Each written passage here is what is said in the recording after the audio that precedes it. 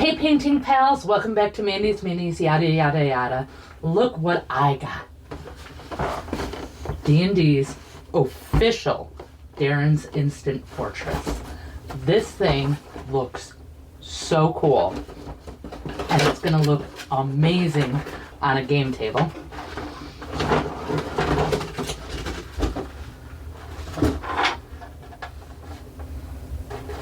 And it looks totally disappointing. This is not this. We can fix that.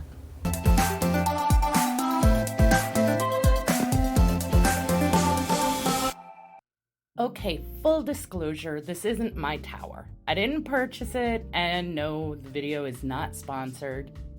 This is actually a D&D commission for me to fix up. Now, D&D Beyond describes it as the fortress is a square tower, 20 feet on a side and 30 feet high, with arrow slits on all sides and a battlement atop it. The tower is made of adamantine, and its magic prevents it from being tipped over.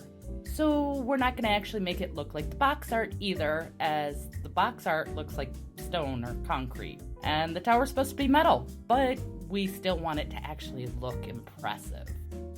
With the sheer size, I started by airbrushing to create a cohesive color. Then I added an accent color of a lighter silverish metal to give some variations on different parts. Just because the whole thing is supposed to be one type of metal doesn't mean the architect wouldn't embellish with some accents to make it look cooler. I mean, that's their job, right? So that's what I'm gonna do. Next, I pulled out my AK Interactive Streaking Grime. I have never used this product before. This is an enamel wash used for weathering. By thinning it down, I turned it into a wash to get into the recesses to darken them, but it was too light when it dried. So I added a black oil wash instead, since both enamel and oil can be removed with mineral spirits in the places I don't want them. I'm recording this voiceover after the whole process was done, so this is your warning. Do not do that. When it was all dried, I came back and found that the oil wash was too thin, and I did nothing but waste an entire day. So I had to start over. But I decided to try one more thing before that.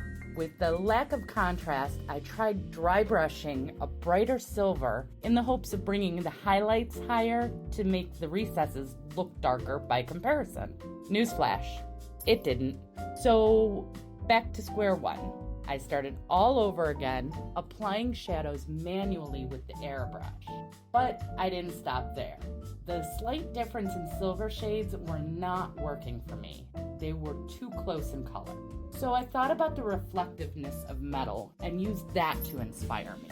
I added a touch of a gray-blue into the metal color and selected a few accents to make that stand out. Then I went a step further and used a thin olive green with the metal color to accent some additional parts. Rather than make the same mistake again, I decided to jump to a pre-made acrylic wash, Nuln Oil. That's right, I fell back on talent in a bottle, especially because the deadline for this commission was looming over my head, and I wanted to spend as much time on the details as possible, so I needed to cut time on these earlier steps. Once it was dry, it was time for the fun stuff. I love weathering. I'm not great at it. I tend to overdo it and go too far with too much weathering. I can't help it. It's a lot of fun to do. This time, I followed the placement on the box art so that I couldn't go too far. And that way I also knew that it would look the way my client wanted. I pulled apart a sponge so that it had jagged edges and used a brown to represent dry rust, stippled in those areas, followed by a smaller amount of orange to give a fresh rust appearance and a nice random pattern. I'm using an awesome set of self-closing tweezers to hold the sponge. We got these from a member of the West Michigan IPMS, so sorry they're not on our suggested equipment list since I don't know where they came from. But the link to our suggested equipment list is in the description. It's a great way to help out the channel through affiliate links at no extra cost to you. If you enjoy our videos and want to support the channel, there's also links for merch, Patreon, and the best thing you can do to support us without any cost to you is just to like and subscribe. Or you can share any video you really enjoy with another hobbyist who might enjoy it as well. Back to the tower. It was time to add the final streaking grime. This time I added it as intended. You know how you're supposed to use it? Once you apply it, you let it dry slightly, about 20 minutes. Then you use mineral spirits to thin it and help it run so it looks like streaks of grime. You know, imagine that. Streaking grime looks like streaks of grime. Who'd have guessed? Finally, the highlight. This time, I decided to add them manually rather than relying on a dry brush. I wanted more control over it to ensure it would come out exactly the way I imagined. Some random edge highlights with Vallejo Chrome Metallic gives you the highest highlights you can get on metal. With a weathered and aged fortress like this one, the edges wouldn't be pristine. So I made sure to skip areas, focusing on random dots and lines that don't run the full edge.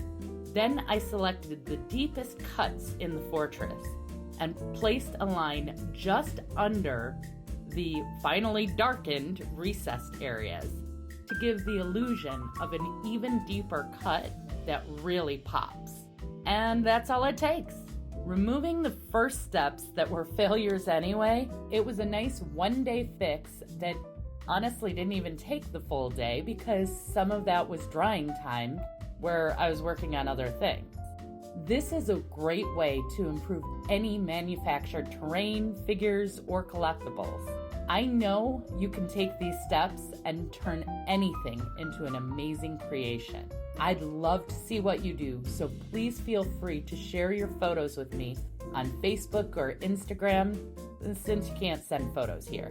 I also want to give a special thank you to our patrons. Their support helps us improve the channel by getting better equipment, supplies, and even our newest member. We just got a fantastic editor, Taylor. Join us in giving Taylor a big welcome in the comments. We'd love to have you join us too. Patrons get early access to videos, feedback and review, discounts, and private live streams with both me and Ben. Thank you so much for joining me today. I really appreciate all your views and comments.